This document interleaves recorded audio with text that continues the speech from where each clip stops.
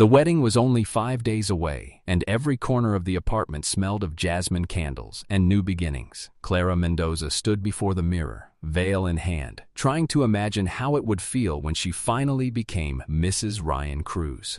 Her phone buzzed every few minutes. Messages from florists, caterers, her mother reminding her not to forget the family rosary. She smiled at them all, but the smile never reached her eyes. Ryan was late again. He had promised to meet her for dinner, a quiet night to breathe after months of planning. Instead, she sat alone at the table, scrolling through old photos. The beach trip where he first said, "I love you." The proposal under the Manila lights. The moments felt genuine then, untouched by doubt. But lately, there were cracks she couldn't explain. Phone calls he took in the hallway, sudden business meetings that ended after midnight, a scent of perfume that wasn't hers lingering on his jacket. When the door finally opened, Ryan looked exhausted, his tie loose, his phone clutched like an extra limb. "You're late," she said softly. "I know. Traffic was hell." He kissed her forehead without really looking at her. "You shouldn't stress this much. Everything's almost perfect." Clara searched his face for the warmth she used to find there. "You're sure you still want this?" Ryan laughed, forced and shallow. "You're asking that now, after everything?" She bit her lip, afraid of pushing too hard. "It's just, something feels off." "Clara, you worry too much," he said, already walking toward the kitchen. "You've got to trust me." She wanted to believe him. She really did. Later that night, as Ryan showered, her phone lit up with a message from an unknown number. "You don't really know who you're marrying." Her heart pounded. She looked toward the bathroom door, hearing the steady rush of water. Another message appeared. "Check the hotel on Roxas, room 203. The noise of the shower stopped. Clara's fingers trembled as she deleted the messages. When Ryan stepped out, towel around his waist, she was sitting still, phone turned face down. "Everything okay?" he asked. "Yeah," she lied. "Just wedding stuff." He smiled faintly. "Get some sleep. Big day's coming." She watched him crawl into bed and turn away. The soft hum of the air conditioner filled the silence between them. At dawn, Clara stood by the window, city lights fading into the pale orange of morning. Her reflection looked foreign. Tired eyes, forced calm. She thought of her mother's voice. "Marriage is forever, Anak. Be sure of his soul before you bind yours." She checked the messages again. They were gone, but the words burned in her mind. The hotel on Roxas, room 203.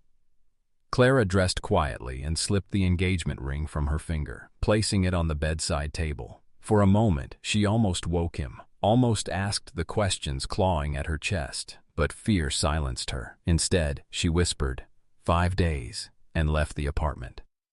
Outside, Manila buzzed awake, jeepneys honking, vendors calling, life moving as if nothing had cracked open inside her. She hailed a cab, heart racing, the veil she'd been trying on still folded in her bag. The driver asked where she was headed.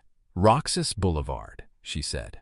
As the car merged into traffic, she glanced back at the skyline. The wedding countdown had begun, but somewhere deep inside, Clara sensed that what awaited her at the end of it wouldn't be vows or forever. It would be the truth. And truth, she thought, could be far deadlier than love. The receptionist barely looked up when Clara asked about room 203. It was mid-morning, the lobby quiet except for the low hum of an old ceiling fan and the faint music from a nearby cafe. "Booked under the name Ryan Cruz?" she asked, trying to keep her voice steady. The woman flipped through the logbook. "No Ryan Cruz here, ma'am. But there was a Mr. Leon who checked in last week. Room 203. Clara's throat tightened. Ryan's middle name was Leon. She walked down the narrow corridor, her heels echoing against the tiled floor. The air smelled faintly of bleach and sea salt. The door to 203 stood ajar, a maid inside changing sheets. "Excuse me," Clara said. "Was someone staying here recently?" The maid nodded. "A couple. They left yesterday. The lady forgot a scarf." "A lady?" "Yes, ma'am. Pretty, long hair. Maybe same age as you." Clara forced a smile. "Thank you." She turned away before the tears could fall. The image of another woman in that room with Ryan made her stomach twist. She stepped outside, the afternoon sun hitting her like punishment. For a moment she couldn't breathe. Her world, her wedding, her future felt like a cruel joke. Back at her apartment, Ryan wasn't home. His phone went straight to voicemail. She left message after message, each one shakier than the last. "Ryan, I need to talk to you. Please call me back." She tried Jessa, her best friend and maid of honor, who answered on the second ring. "Clara, you sound weird. What's going on?" "I think he's cheating on me." "What?" "No, Ryan adores you." "Then why was he in a hotel with another woman?" Silence. Then Jessa said softly, "Maybe you should talk to him before you assume." "I saw the room, Jess. I saw the bed." "Clara, listen, don't do anything stupid, okay? Just wait till he comes home." But Ryan never came home. That night, Clara's car was spotted near the same seaside road behind the motel. Local fishermen remembered seeing a woman standing near the edge, barefoot, phone pressed to her ear, crying. He thought she was just another heartbroken soul. When he passed again an hour later, she was gone. 2 days later, police found the car abandoned, keys still in the ignition, and the engagement ring lying on the passenger seat. Her purse was missing, so was her phone. Jessa filed the missing person report. "It's not like her," she told the officer. "Clara wouldn't just disappear. She's scared of being alone." The officer scribbled notes, uninterested. "Any signs of trouble? Fights with the fiancé?" "She thought he was seeing someone else," Jessa said, "but she was still going to marry him. She loved him." The officer sighed. "We'll check with the fiancé. Maybe she went to stay somewhere quiet." When reporters picked up the story, it spread fast. Bride goes missing days before wedding.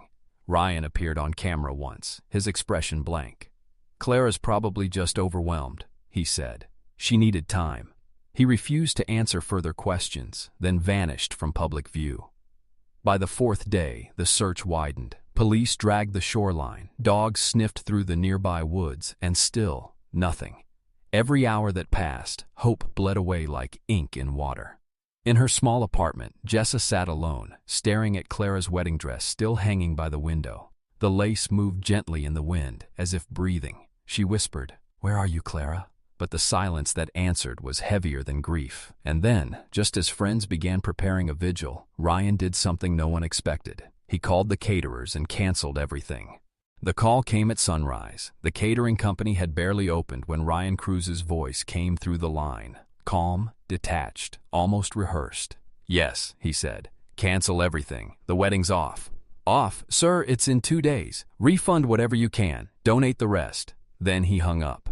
By noon, everyone knew. The florist stopped mid-arrangement. The bridal coordinator stared at her clipboard in disbelief, and Clara's mother fainted when the news reached her. Guests began calling each other, the group chats exploding with speculation. Had they fought? Was Clara found? No one knew, and Ryan wasn't answering anyone.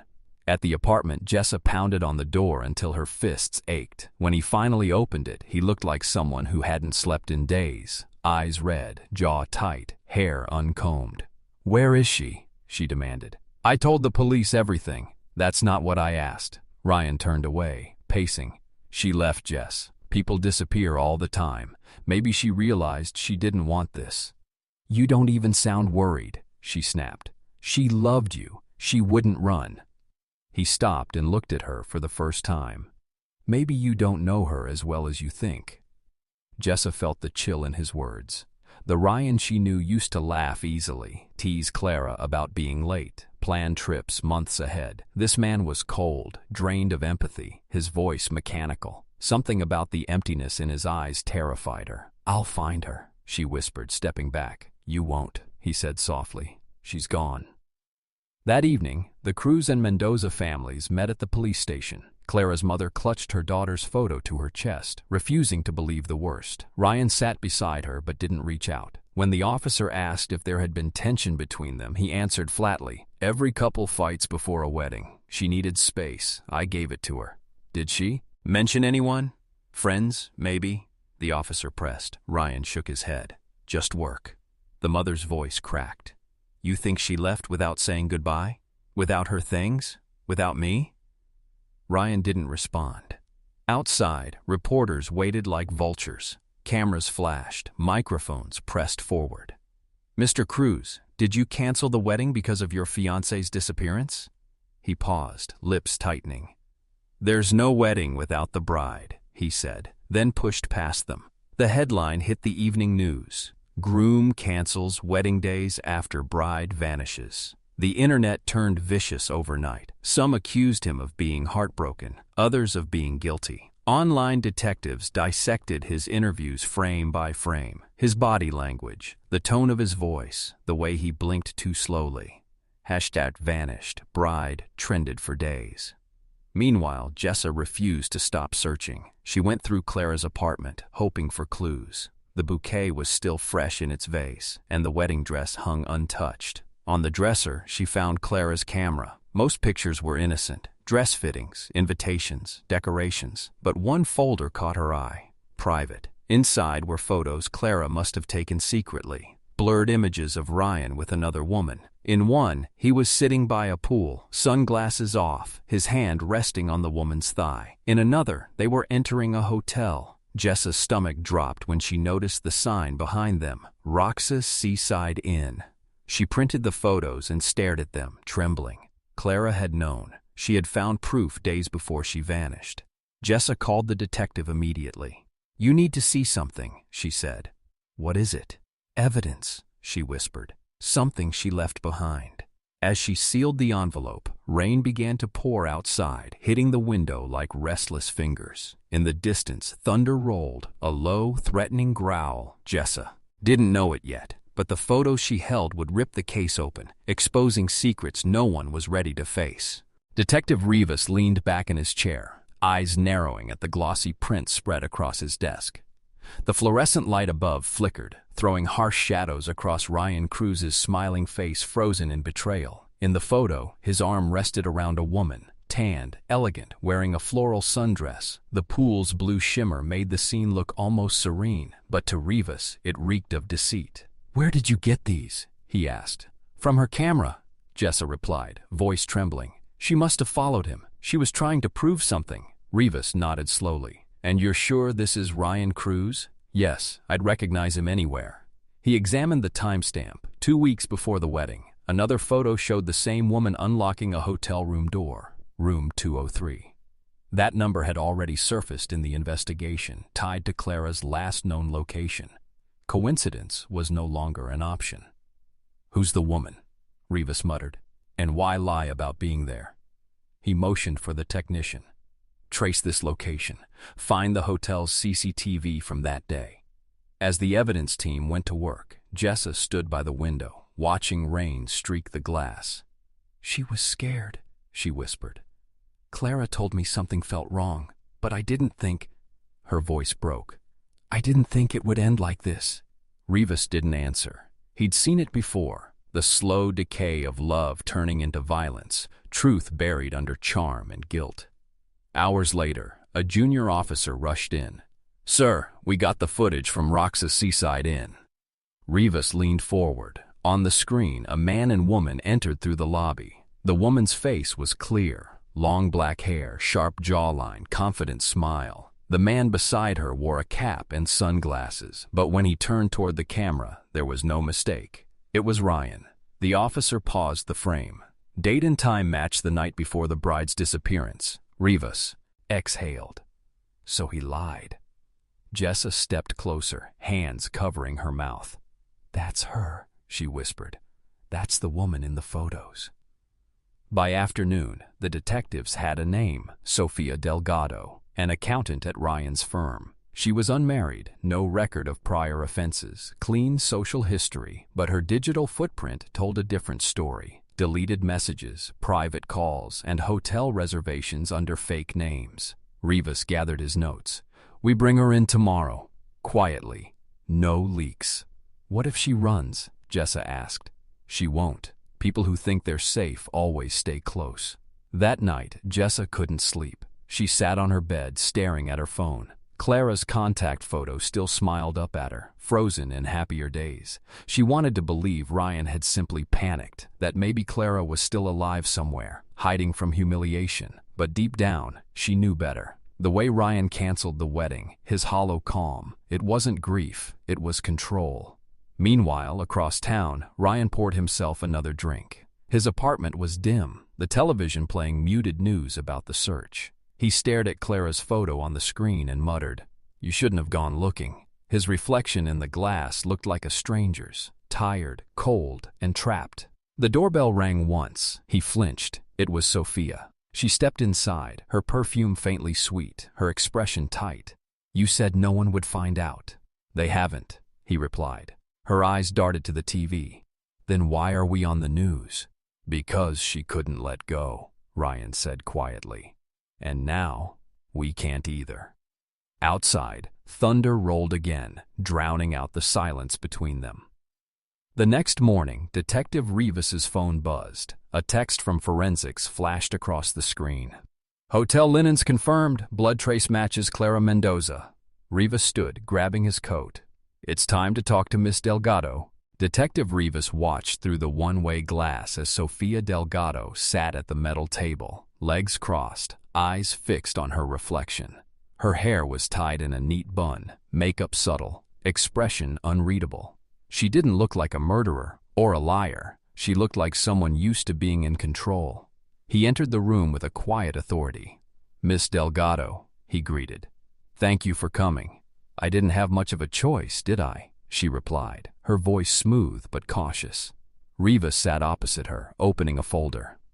"You work with Ryan Cruz?" "Yes, accounting department." "Are you close?"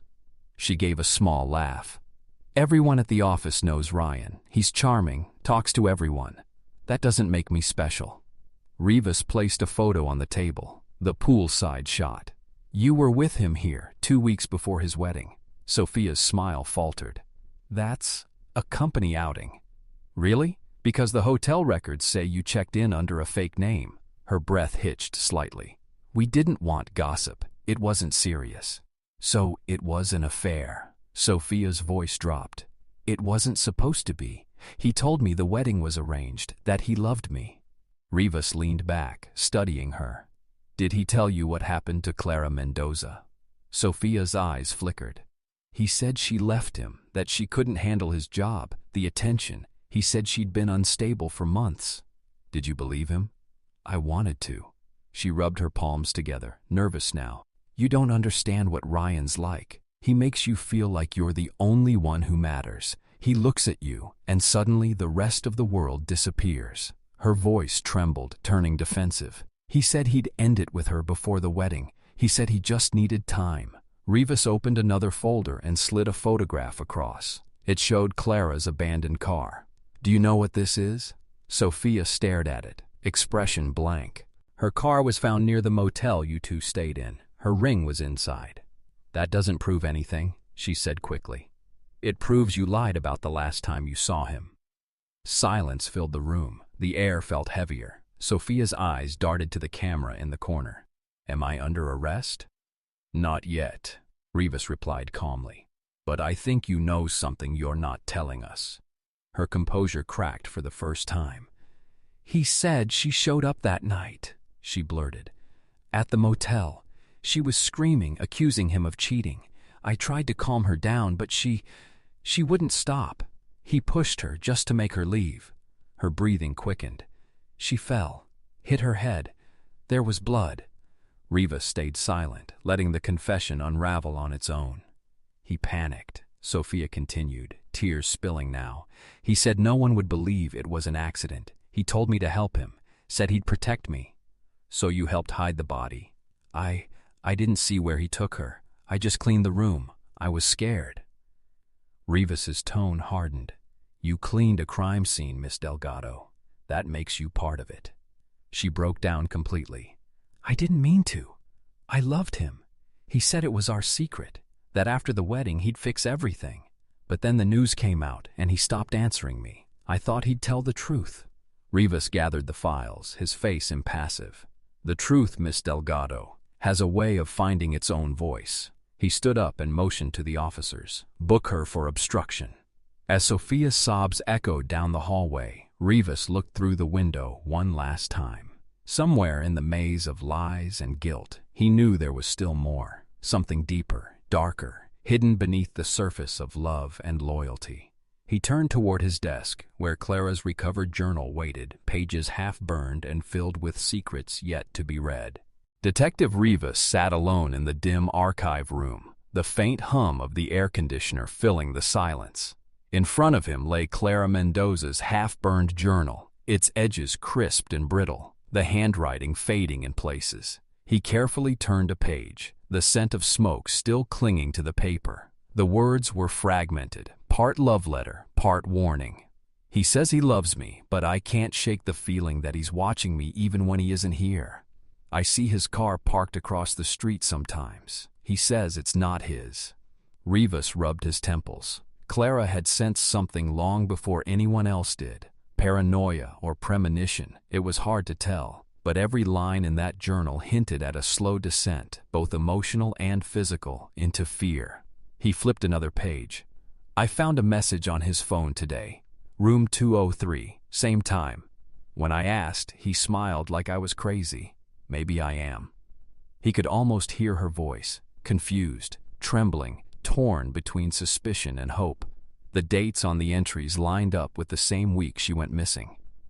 Jessa entered quietly, holding 2 cups of coffee. You've been here all night, she said. Rivas didn't look up. She was documenting everything. Look at this. He handed her the journal. She knew about Sophia. She just couldn't prove it. Jessa read the entry and whispered, so she went there to confront him. Or to say goodbye, Rivas replied. We still don't know what happened after that. He pulled out a printed photo from forensics, Clara's bracelet found behind the motel dumpster. It was smeared with mud and something darker. She fought back, Rivas said softly. Jessa frowned. But Sophia said she fell. Then Sophia's lying about something else. Rivas leaned back, his eyes unfocused. It doesn't add up. The blood pattern in the motel shows movement, drag marks. That means Ryan didn't panic. He planned. Jessa hesitated. Sir, what if Clara knew he would hurt her? Maybe she left clues on purpose. Rivas looked at her sharply. What do you mean? She was smart, organized. If she wrote this journal knowing she might not make it out, maybe there's something she wanted us to find. Rivas flipped through the final pages until he found one partly burned, the ink smudged but still legible. If something happens to me, check the pictures, not the ones on my phone, the ones he doesn't know about. Rivas's pulse quickened. Pictures? Jessa leaned in. Where? But the rest of the line was gone, burned to ash. Rivas stood abruptly. We search her apartment again, every inch. By evening, they were back at Clara's flat. The place was sterile now, stripped of emotion by investigators, but it still smelled faintly of her perfume. Rivas scanned the walls, the drawers, the space beneath the furniture. Then his gaze landed on a framed photo of Clara and Ryan on a beach, smiling like nothing was wrong. He removed the backing carefully. Inside, taped to the frame, were 3 small memory cards. Got them, he said. Hours later, the images came to life on a monitor. Dozens of photos, Clara, Ryan, Sophia, and a man neither of them recognized. In some shots, they stood outside an unfamiliar warehouse. Others showed boxes being loaded into trucks, documents exchanged discreetly. It wasn't just an affair anymore, it was something bigger. Jessa whispered, "What is this?" Rivas zoomed in on one image. The man beside Ryan wore a security badge with a company name, Orion Logistics. He exhaled. Money laundering, fraud, maybe murder to cover it up. He turned off the screen. This wasn't about love, it was about silence. As the realization sank in, thunder rumbled outside again, just like the night Clara vanished. Rivas looked at the burned journal, then at the photos. She found out too much, he sighed quietly, and someone else knew she did. Rain slicked the highway as Detective Rivas and Jessa drove toward the coast. The rhythmic hum of the windshield wipers filled the silence, each beat syncing with Rivas's thoughts. The photos from Clara's hidden memory card still replayed in his mind. Ryan standing outside that cheap seaside motel with Sophia and the unknown man from Orion Logistics. The sign appeared out of the mist. Seaside Motel, vacancy. The paint was peeling, the neon flickering like a dying heartbeat. It was the same place where Clara's bracelet had been found, and where Sophia swore she'd last seen her alive. They parked. The ocean roared faintly beyond the dunes. Rivas stepped out first, pulling his coat tighter as salt and rain mixed in the air. He felt it instantly, the weight of tragedy hanging thick around the building, like it remembered what it had witnessed. Inside, the front desk clerk, an old man with foggy glasses, looked up nervously. "Detective Rivas, police," he said, flashing his badge. "We're here about what happened last month, room 203. The clerk's hand trembled slightly. "That room's been empty since. Management wanted it sealed off, but people talk, you know. Say they still hear shouting at night." Rivas gave him a look that silenced any more gossip and took the key. The hallway smelled of bleach and mildew. Jessa followed behind, recording notes. "You think she died here?" Rivas's jaw clenched. "No, I think she wasn't supposed to die here." He unlocked the door. The hinges creaked. The room was small, just a bed, a broken lamp, a rusted sink, and wallpaper that looked decades old. But what caught Rivas's eye was the floor. Under the thin carpet, dark stains bloomed like bruises. He crouched, touching the edge with a gloved hand. Blood, old, but layered. Jessa scanned the corners. Someone cleaned fast, too fast. Rivas stood and looked at the wall mirror. For a second, and he saw nothing. Then, under the flickering ceiling bulb, he noticed something. Tiny scratches along the metal frame. He pried it open slightly. A hidden compartment. Inside, there was a single item, a small flash drive wrapped in tissue paper. "What the hell?" Jessa murmured. Rivas pocketed it. "Let's check what's on it later." They spent the next hour searching the room. Behind the dresser, Jessa found a crumpled receipt, dated 1 day after Clara's disappearance. Room paid for, in cash. Signature, S. Delgado, Sophia's name. Rivas's expression darkened. She said she left that night, lied again. The motel owner appeared in the doorway, wringing his hands. "Detective, you should see something. The cameras from the parking lot. We still keep old tapes." Rivas followed him into a cluttered office smelling of cigarettes and damp carpet. On the monitor, the grainy black and white footage flickered to life. At 11:47 p.m., Clara's car pulled up. She stepped out, holding a bag, her face tight with determination. At 12:03, Ryan arrived. At 12:10, Sophia entered the frame, alone. At 12:26, the unknown man appeared. At 12:49, the lights in room 203 went out. No one was seen leaving. Jessa whispered. 4 people went in. None came out. Rivas leaned forward, his throat dry. Until someone dragged something heavy at dawn. The footage showed a silhouette, broad shoulders, cap low, rolling what looked like a carpet into a truck. "Can you enhance that?" he asked. The owner shook his head. "Old system, blurry." "Then I'll get my own tech team."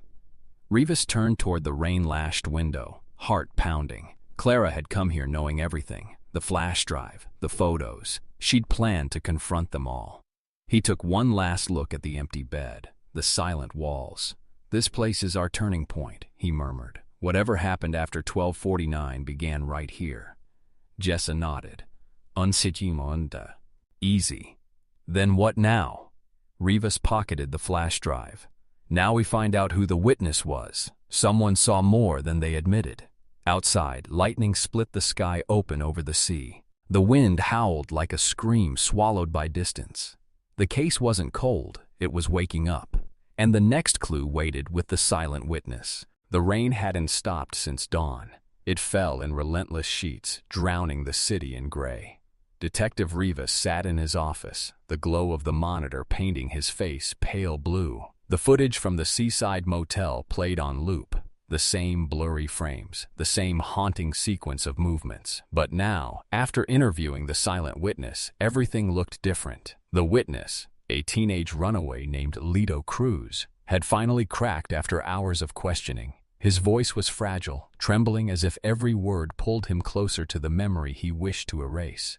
"I was there that night," he said, eyes darting toward the window. "I sleep behind the dumpster sometimes. I saw them fighting. The woman in the dress, she was screaming. Clara."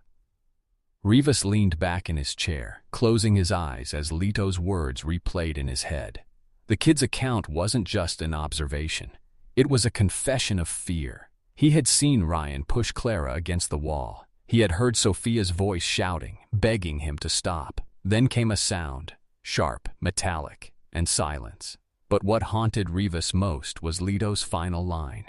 After the man hit her, the other woman didn't scream. She helped him carry her. Rivas's hand tightened around his pen. Sophia hadn't been a victim at all. She had been an accomplice. Jessa entered quietly, holding 2 cups of coffee. Her expression was grim.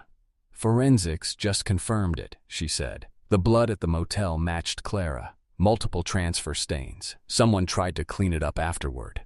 Rivas exhaled slowly. "And the flash drive?" "Encrypted," Jessa said. "But tech's working on it. They said it's corporate grade, not something civilians use." Rivas stared at the window as thunder rumbled outside. Ryan's double life. The logistics company was just a front. Money laundering, maybe blackmail. Clara found out and confronted him. Jessa hesitated.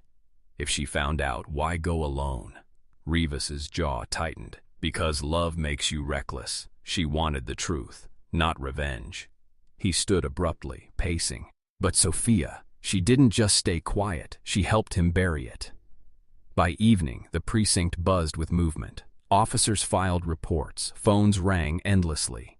Rivas and Jessa stood over a map spread across the table, tracing the coastal road that led from the motel to the cliffs south of town. That's where the witness said the truck went before sunrise. "If they dumped her body, it's there," Rivas said. Jessa nodded. "We'll need search teams at first light." "Not yet," Rivas said quietly. "We go tonight." Jessa blinked. "In this weather?" He met her eyes. "I don't want to give them another night to hide." They drove through the storm, headlights cutting through the fog. The cliffs loomed ahead, jagged and ghostly against the sea. The rain turned the dirt path into mud, their shoes sinking with every step. Then Rivas saw it. Faint tire marks leading off the road toward the edge. He crouched, running his fingers along the wet ground.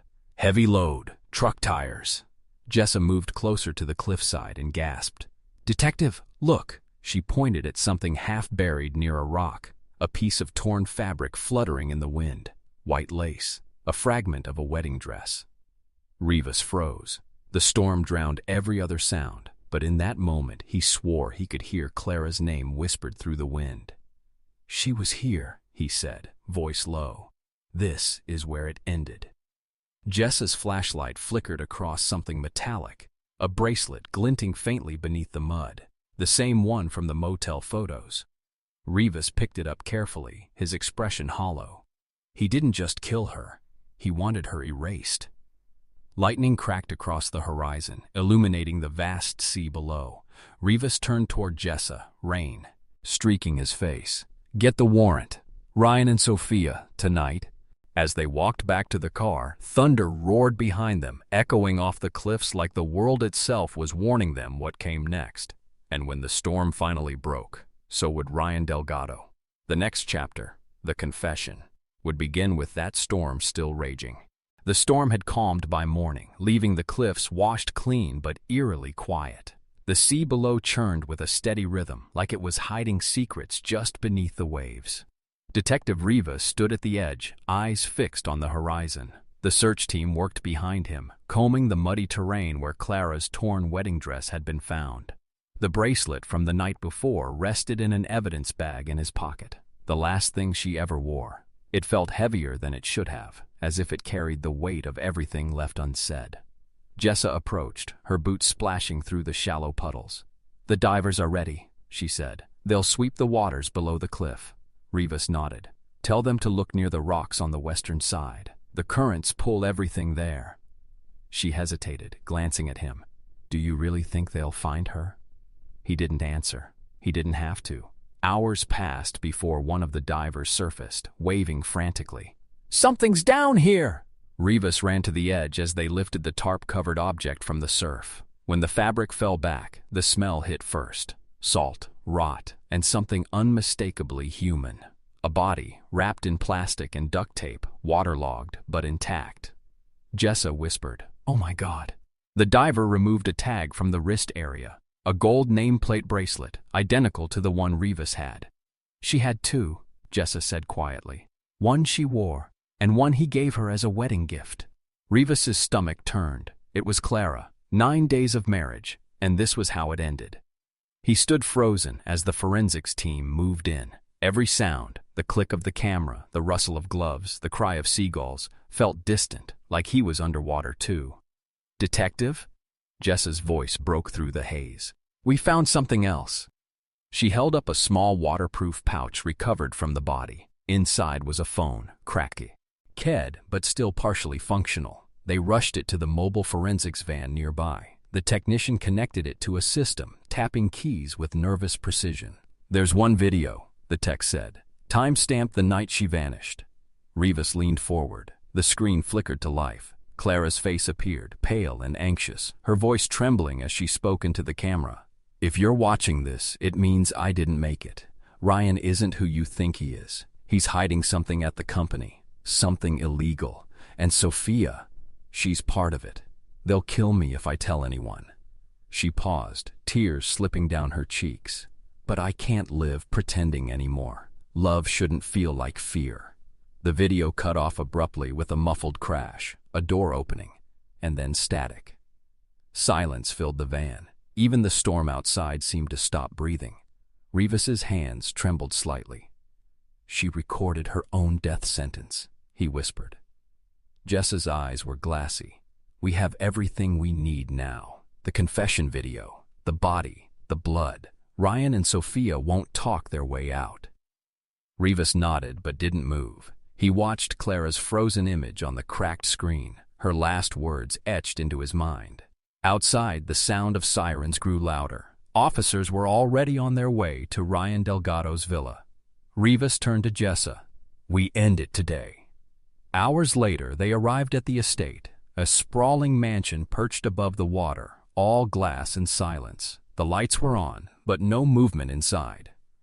Rivas drew his gun. "No more lies," he said under his breath. Jessa followed, hand on her holster. "You think he'll run?" Rivas's eyes narrowed. "He doesn't get the chance." They pushed through the front gate as thunder rolled again in the distance. Inside, the air smelled faintly of smoke and perfume, familiar, haunting. On the glass table in the foyer, a note waits, it in Ryan's handwriting. "Some truths are better buried." Rivas stared at it, jaw tight. Not anymore. He raised his weapon and stepped deeper into the house, where the final chapter, the confession, would begin. The courtroom was silent, the kind of silence that trembles like a held breath before a scream. Reporters filled every seat. Cameras pointed toward the defense table where Ryan Delgado sat, his once charming face now hollow, his eyes ringed with sleeplessness. Beside him, Sophia Delgado kept her head bowed, her fingers trembling as she twisted a rosary.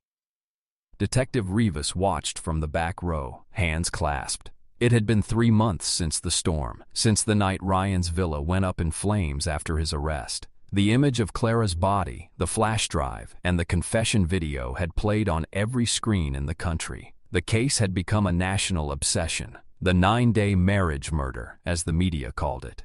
Judge Esparza entered. "Court is now in session. People versus Ryan Delgado and Sophia Delgado." Ryan didn't look up. His attorney stood, voice controlled but tense. "My client maintains his innocence. He was manipulated by Sophia, who orchestrated Clara Mendoza's disappearance out of jealousy and greed." A murmur swept through the room. Sophia's eyes widened in disbelief. She turned to Ryan, whispering fiercely, "You said we were in this together." He didn't reply. He just stared ahead, jaw tight. The prosecutor, a composed woman with cold precision, stepped forward. "Your Honor, the evidence against both defendants is overwhelming. We have digital records proving financial crimes through Orion Logistics, the murder weapon recovered from the motel, and, most crucially, the victim's final video, a recording that clearly names both participants." Rivas watched as the screen lit up. Clara's face filled the courtroom once again, her trembling voice echoing through the walls. "If you're watching this, it means I didn't make it." Gasps rippled across the gallery. Some people wept quietly. Others turned away. Even Sophia's attorney lowered his gaze. The prosecutor's tone sharpened. "This woman predicted her own death. And what did the accused do? They silenced her. Together." Ryan shifted uncomfortably, his mask cracking. The composure he had clung to during weeks of hearings began to fracture. "That's not how it happened," he muttered under his breath. The prosecutor didn't stop. "Mr. Delgado, do you deny that this is your voice on the recovered flash drive?" She pressed a button. A distorted recording played, Ryan shouting, "No one will believe you, Clara, not after what I show them." Ryan slammed his hands on the table. "She lied. You don't understand. She ruined everything." The courtroom erupted. The judge's gavel struck hard. "Order! Mr. Delgado, control yourself!"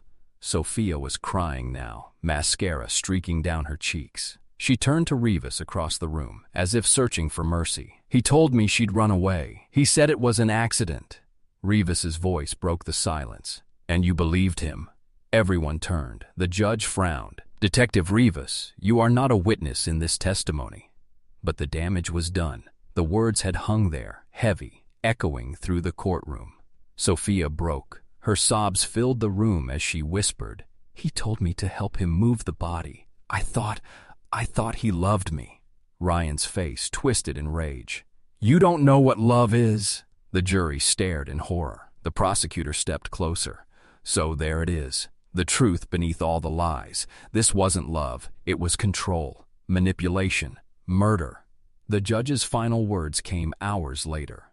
Ryan Delgado, guilty on all counts, life imprisonment without parole. Sophia Delgado, accessory to murder and obstruction of justice, 20 years.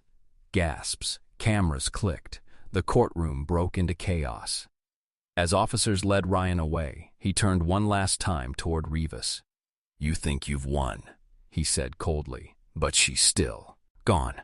Nothing brings her back." Rivas didn't reply. He just watched him disappear behind the steel door. Outside, reporters swarmed. Flashbulbs exploded like lightning. The rain returned on the day of the sentencing's aftermath, soft, unhurried, like the world exhaling after months of holding its breath. Detective Rivas stood under the gray sky outside the courthouse, the echo of flashing cameras still fading from memory. For the first time in months, there were no reporters, no shouting crowds, no glare of headlines screaming her name, just silence.